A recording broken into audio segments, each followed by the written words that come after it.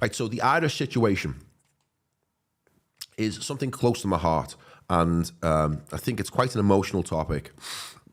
I think what's going on there is something tragic and special at the same time. For me, I haven't really been looking at it much. I've been dipping in and dipping out and dipping in until the situation became dropped on my doorstep. So last week, we received this in one of the Telegram chats. It was rumours circulating that Pontins holiday camp in Southport, where I live, is about to become Britain's biggest migrant camp. Up to 3,000 illegal migrants to be housed there from the middle of February. Take a look inside, right? So that was really, really bad news, right? Because who wants to live next door to the biggest migrant camp in England? Absolutely nobody.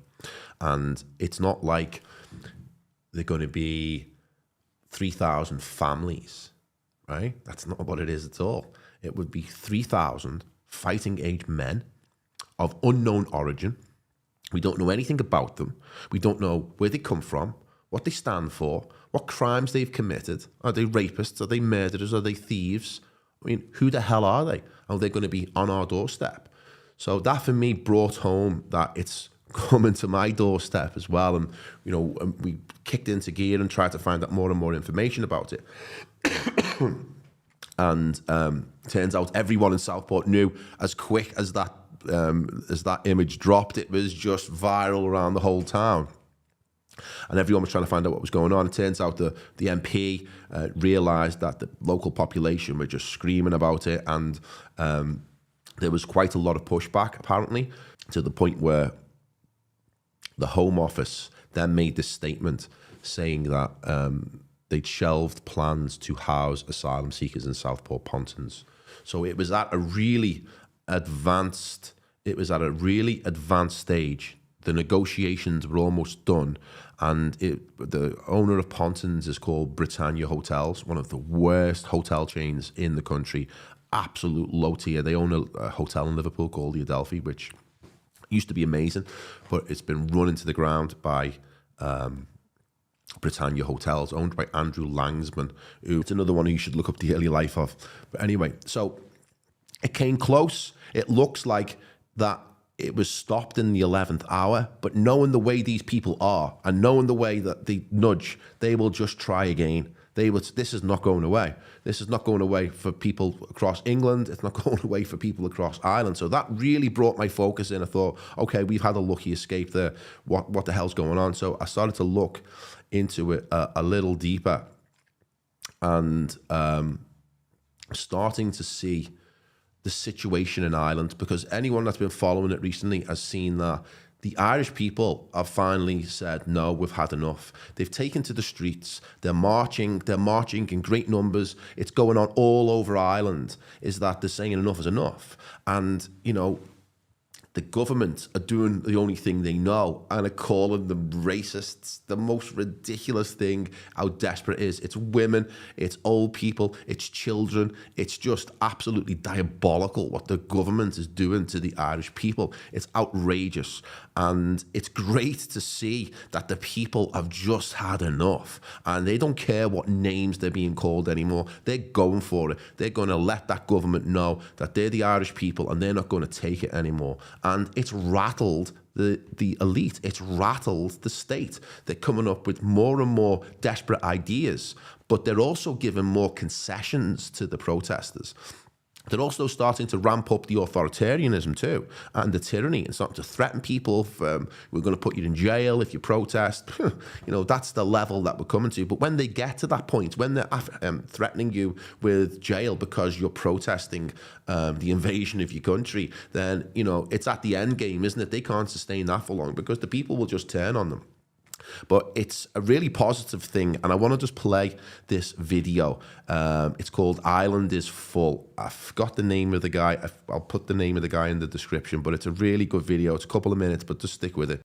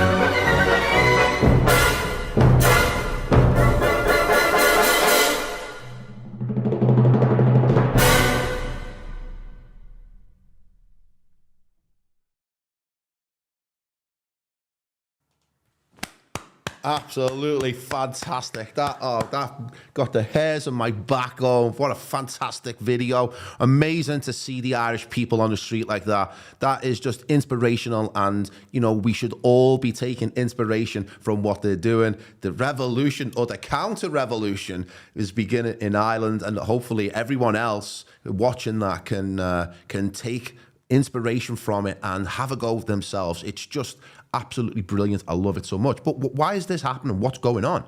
So it began in November 2022. I don't know the full details. I'll get more and more up to speed in them as I cover this again in the future. So please correct me if I'm wrong. But it began in November 2022 in the East Wall area of Ireland, where they were just getting flooded, and they just started to say no and stand up to what's been happening. Now, in Ireland, they're being hit really, really hard, and there are thousands and thousands and thousands of men coming in every day, every week, and being placed into working class communities. They're not being placed in the middle class communities or the rich communities. They're being placed amongst ordinary Irish people, right? And they're being let loose into the population. And these men, nobody knows who they are. They're arriving in Ireland and destroying their identification before they arrive, because when they do that, they can claim something called international protection, because they don't know where to send them back to. So this is a deliberate act by these men. They've been told what to do. They know what's going on, and they start throwing away their ID as soon as they're on the plane. And then they come into Ireland, and it's like people from Albania, people from who lived in London, right? They've been living in London. Now they want to come to Ireland because for some reason Ireland has given away the farm to these people. They're giving them housing after 4 months, right? Irish people have to wait years to get housing in their own country, right? And these people who nobody knows anything about, nobody knows their personal histories. You know, remember in Cuba after the communist revolution, what did Castro do? He emptied the jails and stuck them on boats and sent them to America, right? Now, if you were one of these countries around the world and you wanted to get rid of your prisoners, you wanted to get rid of your criminals, you'd send them to Europe, you know, where they're getting welcomed with open arms, you know, given houses, given money, given computers. It's just incredible. They're sending them over here. So, and that's not some kind of conspiracy theory, because what's happening, why people are becoming so outraged in Ireland and England, it's happening here, of course, right? But this is what stories about Ireland. Why they're becoming so outraged is the crimes these people are committing against the Irish people. Yeah, it's going on every single day. Let's have a little look at what's outraging the Irish people in order for them to come out on the streets, face the wrath of the government, getting called racists, getting called far right because they're protesting against the crimes being committed by them. So it's like blaming the victim. So what you've got here, some of the things that are being posted on Ireland. This guy here was caught. I've got no sound on the Twitter, I'm afraid. This guy here was caught taking pictures of this woman's kid. Right? Caught taking photographs of the child, and then he's chased out. He's chased out of the shop. And then you got this guy flashing and.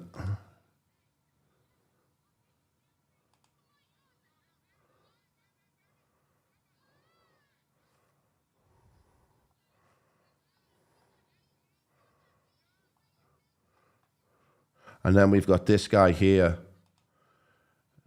He tried to sexually assault 3 children, picking one girl up. The locals in Ballymum gave him a good street justice before the guards saved him.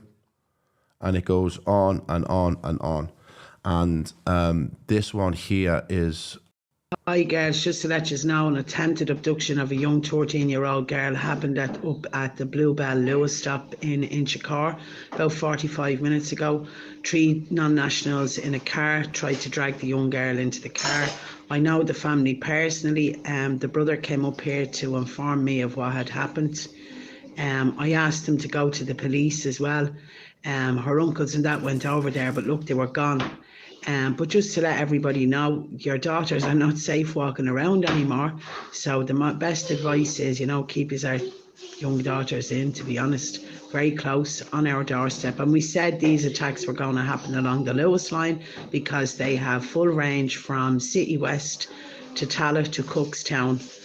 And they tried Bluebell and they tried Drimnagh. So they have to come past here to do their depredation because they're not being allowed in here.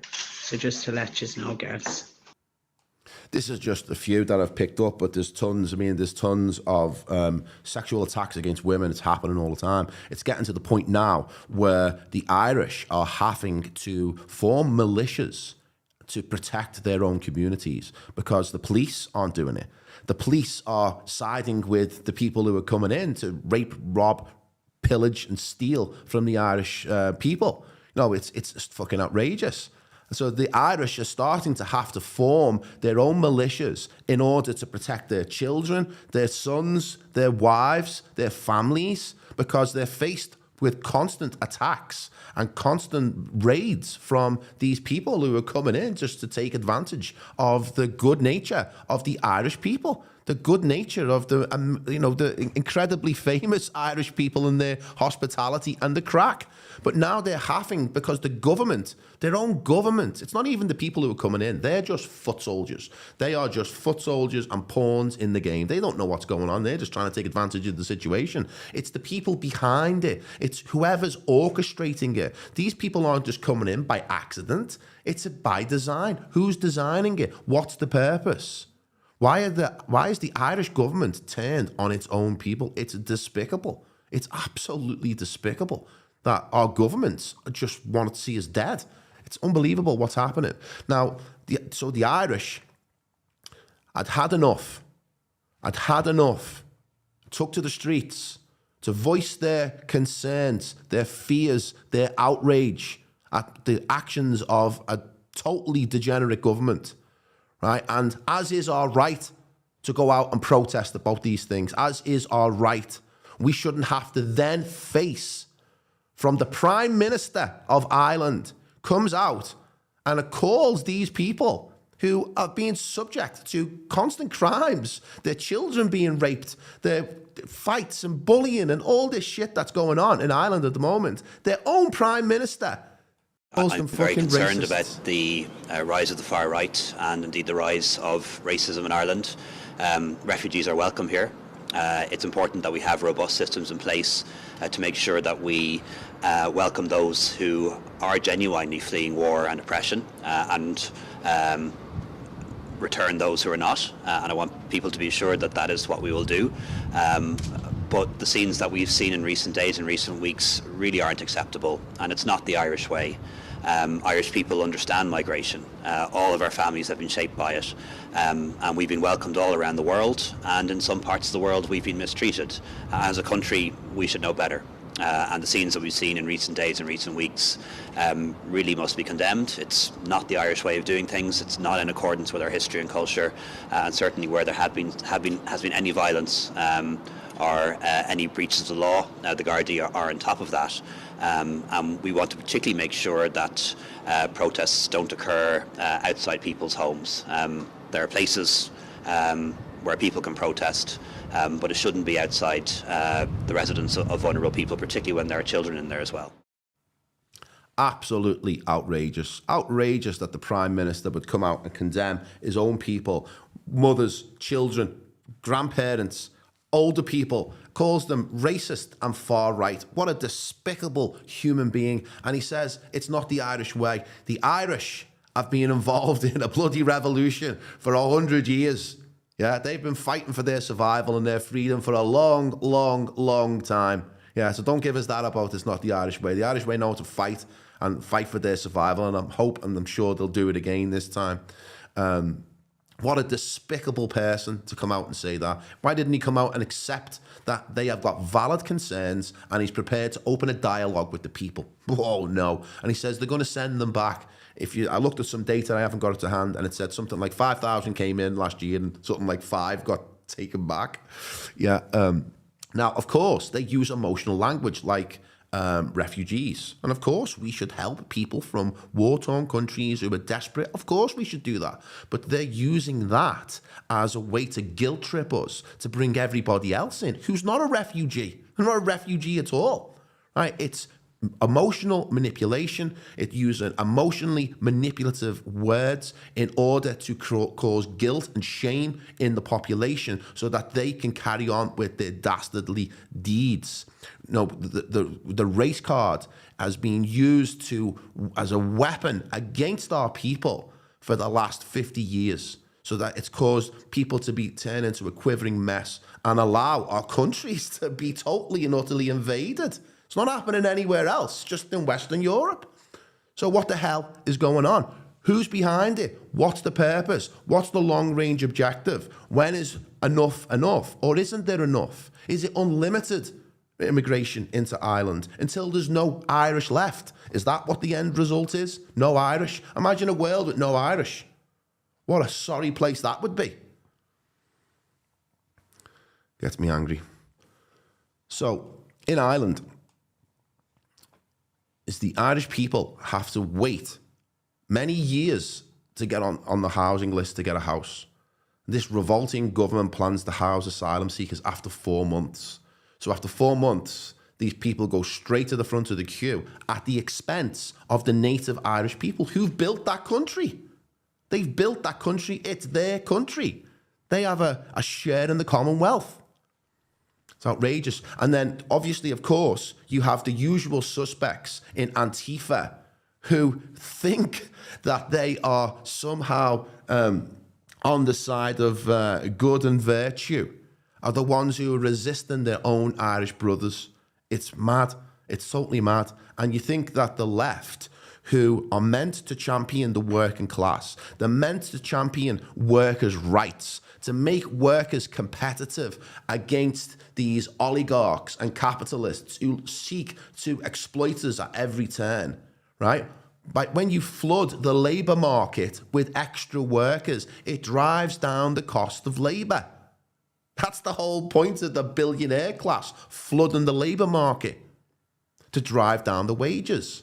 But why is the left not supporting the native people in order to maintain the wages at a competitive level? They're diluting the stock.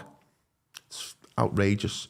But anyway, so Antifa are losing their grip on the narrative. They're no longer relevant. People are no longer scared of them, and their numbers are dwindling. Marxist Murphy, I'm Antifa. You should be too. For anyone who doesn't know, this is Antifa.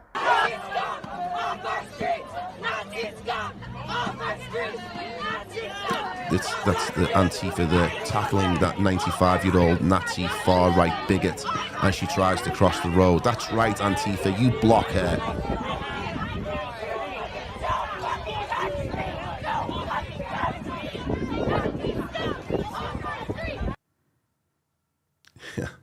that's Antifa, all right. So what's the government's trying to make out that this is just a fringe group in Ireland who are racist bigots, and they're just making a show of the Irish people. Well, what does the poll say? Well, our latest poll said that 91% of people polled say that they support concerned Irish citizens protesting against migrants being planted in their area. That is as conclusive as it comes.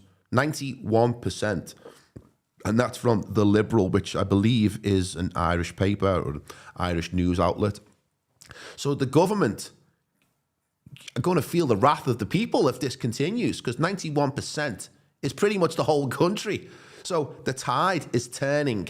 The tide is turning against these corrupt traitors who occupy the seat of power in government, that have sat on this power-crazed buzz for too long and feel entrenched, feel like they don't have to answer to the electors because the elections are rigged and they can just guarantee that they're going to be voted in at the next election. But they're getting worried about it. They're getting worried because they're not giving up. The pressure is building. They're having to give responses that make them look more and more foolish. So they're deciding to double down now and try the authoritarian angle and threaten the protesters with things like arrest. Get onto this despicable person. So we at the Observatory would observe and document kind of the haters and the extremers, the entities, their patterns, their and how they organise and what they're doing. So from what we can see, there's like a very, very small but very vocal cohort that are organising this behind the scenes. So what we would see about kind of 20, maybe 22 kind of entities, and then we would have 3 kind of political groups. Sorry, when you say entities, people, individuals. Yeah, so that's all we're talking about. Yeah, they're kind of far-right influencers. So social media is a huge space for them. What the fuck is a far-right influencer? Seriously. And they're saying there's 20 people that they've targeted who they don't like what they're doing, so they're going to arrest them. So they're going to arrest them and put them in prison. There's going to be political prisoners. Ireland knows about political prisoners. It's got a rich history of political prisoners, people who stood up to tyranny and fought and won their freedom. So these petty little tyrants who are trying these methods, they're desperate. They're absolutely desperate. The Irish people aren't afraid to go to prison for their political beliefs in freedom. They've got an amazing history of it. You've only got to walk around Dublin and all of the plaques are all there, dedicated to their Irish men who fought for their freedom, lost their lives, were incarcerated, but they didn't give up. And here you can see that over €1 billion of Irish taxpayers' money is to be spent housing Ukrainians and asylum seekers this year. Eamon Ryan said last week there wasn't enough money in the coffers to help Irish people with the cost of living crisis. But they've got €1 billion to spend on housing for Ukrainians. Now, I'm all for helping desperate Ukrainians escape that hellhole, but it seems it comes at the cost of the ordinary Irish working person. It's an outrage. And the Irish have had... This needs to stop. They need to be held accountable for everything they are doing to this country. This country is on its knees, and they're bringing in more migrants. They're spending 50 million. We have the evidence. Yeah, oh, I know, sweetheart. I know. My mother has the whole evidence of what the block Yeah. The whole lot of all the intake. They have put €50 million into this to bring refugees in. Better served bringing the €50 million out to Dublin Airport and getting them out of this country. We don't want them here. Our children can't walk the streets. Our wives can't walk the streets. Even our boys can't walk the streets now. This has to stop. Fantastic. I love it. So inspirational. It really buzzes me up because you can be surrounded by all of this dark news that can get you down. But when you see people standing up and pushing back and fighting with passion and with eloquence, and they know what they're doing and what they're saying. But it's not all good there because there's still, lots of people working against the Irish. And this guy is just absolute scum. when I look at these protests going around the country, and even you see it going on East Wall and Ballymun, they're protesting on a Tuesday afternoon, Thursday afternoon. To me, majority of these people are out of work. Obviously, where do they get the time to protest? So my opinion is, you know, these people are out of work. They've nothing else to do. So, like, all of us work here, I'm sure, 90% of us. Where do you get the time? If most people work 8 hours a day, we only get an hour break. So where does these people get 7 hours of protests and blocking the M50? You know, to me, these people are out of work. Maybe they're angry at the government, but they're trying to find an easy way to blame refugees, and they're taking their homes or they're taking their apartments. I think they're being misled, and I think they probably have to, you know, raise the social welfare payment. You know, people are angry because their electricity bill is high, their heating bills, and it all comes and just creates this mess. It's based on anger, yeah. Okay, look, you know what, we are... The new Irish attacking the old Irish. There it is, folks. That's what you're dealing with. What an absolute toad. But it's positive. It's positive. And the more I look at some of these Irish citizen journalists who are sharing what's happening on the ground, the more inspired I am, the more I want to get involved, the more I want to help. Or, you know, we should be doing it in England as well at this rate. But this guy in particular really impressed me, and this was a great speech. If you're watching the Shannon, the Dáil and the media, you can tell now at this stage, these people are fucking terrified. They're absolutely terrified now that they weren't able to contain the truth. And I have to say, they gave it a fair shot, especially when they introduced the whole COVID bullshit. But I say again, fair play to anybody who refused to stay silent, because now it's starting to pay off. Now people are really getting pissed off with having their lives controlled, their families ruined, their businesses destroyed, their taxes spent, my God, on anybody but themselves. But no, we're doing well.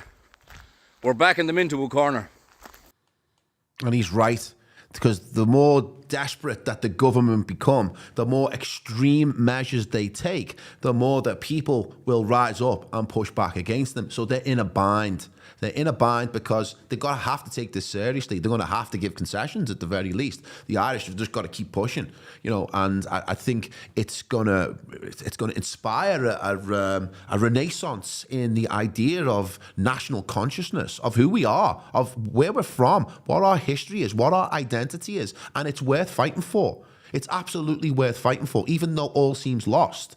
You know, the time to be scared about being called a racist or a far-right bigot, that's past. That's way past. We are at the point of showdown. They know that we know. They know that we're becoming more and more aware each day. So they're getting quicker and quicker and quicker in what they're doing. They're trying to flood it as fast as they can before we wake up in large numbers. So the time has passed. Don't be worried or scared about these names anymore. They don't have the power that they once had, and it's a desperate last roll of the dice as they have revealed their plan to the population.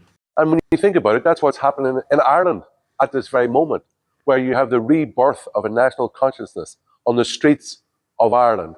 All around the country, people are starting to stand up, saying that we've had enough. We want to stand up for protection of our children, also of our culture. Like to talk about, I put up something about the new plantation that the government is, which is now government policy. I put up, it's like the plantation of Ulster in the 17th century. But someone pointed out to me, no, that's not accurate, because in numbers and in percentages, the plantation of Ulster was much smaller than what we have now. When less than 23% of new PPS numbers given out in the state last year actually went to people born in Ireland, we know that the numbers are really turning against us. I'm sure the experience of many people walking out in the streets of Ireland, even in rural towns, be that in 𝗪𝗪𝗪 or in towns in Clare, they are now a minority in their own towns. And this is completely unacceptable. What is happening at the moment is a colonisation of Ireland, and it's sponsored by the Irish government. That's what makes it so damn terrible, that it's our own people, it's our own government which is trying to destroy the nationhood of the Irish people. And once again, it's ordinary working people who are standing up to protect their nationhood and the security of their family. So that's a really valid point. Again, I reiterate, it's not so much the people coming in, you know, they're just pawns, they are just foot soldiers. They are, you know, the army that's been sent in. It's the fact that it's our own governments. It's these treacherous, despicable, degenerate people who have assumed power. By rights, it should be us that are in power, looking after our communities and our people. But we're pushed to the sidelines by these degenerates who are utterly corruptible. And that's the only reason that they're in these positions, that they can either be bought, blackmailed, or threatened. That's how Parliament works. It's called the whip.